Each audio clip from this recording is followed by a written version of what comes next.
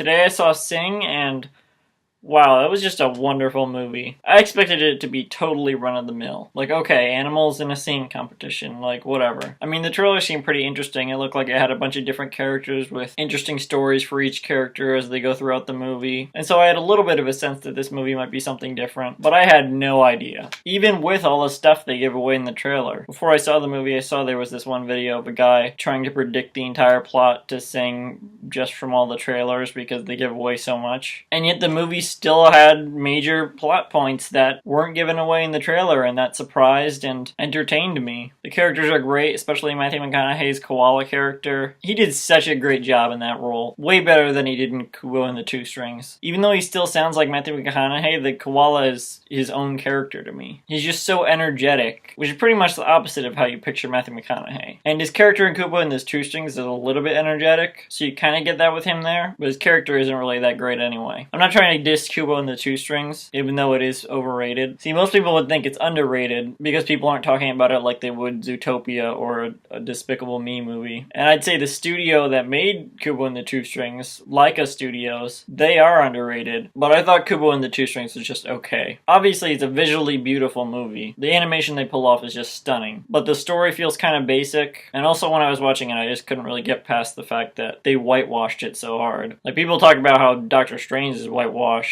No one's talking about how all the main roles of Kubo and the Two Strings are white people. I mean, I'm sure people would have been pissed if Moana was played by a white person. Moana was also an amazing movie. But yeah, I'm really loving Matthew McConaughey's voice acting work. He's always had a really cool voice, which is why people do imitations of him so much. And I think it works even better in voice acting. It wasn't even just Matthew McConaughey. This movie had a great cast. Most of the names I was excited about were minor characters in the movie, but still, I liked seeing Jay Farrow and Beck Bennett get some work. Oh, so I should probably talk about the music. I mean, that was great too. I love the use of all the songs throughout the movie. There were so many of them, but it just works so well. It does come with a downside though, because this movie is definitely not going to stand the test of time very well. With all these dated songs in it, 30 years from now the soundtrack might not hold up as well. So that's a bit of a shame because the movie is really great. But as the soundtrack stands now, I love it. That's not to say I necessarily love all the songs they used, but the way all the songs were used in the movie was great. I can't really think of anything else to say about it, but I give it an 8 out of 10, which is a really good rating for me. Like, out of all the movies I've ever seen, I've rated under 50 of them 8 stars or higher, which means Sing is now one of my 50 favorite movies of all time. Also, just in my opinion, out of the movies I've seen in 2016, this was one of the best. I think I had it down as like the 4th best movie of 2016. It was Swiss Army Man, Moana, Popstar, and now Sing. And honestly, I think Sing probably should have been nominated for Best Animated Feature at the Oscars. They could have just put it up there with the other nominees. Or if they didn't want to add anything, I'd say get rid of Kubo and the Two Strings. At least they knew well enough not to put Finding Dory up there. So yeah, if you thought this movie looked interesting, definitely go watch it. Hurry while it's still in theaters. Totally worth your time. Definitely Illumination's best movie. Not that they have such an amazing filmography so far, but speaking of mediocre CG kids movies, tomorrow I might see Trolls. Okay,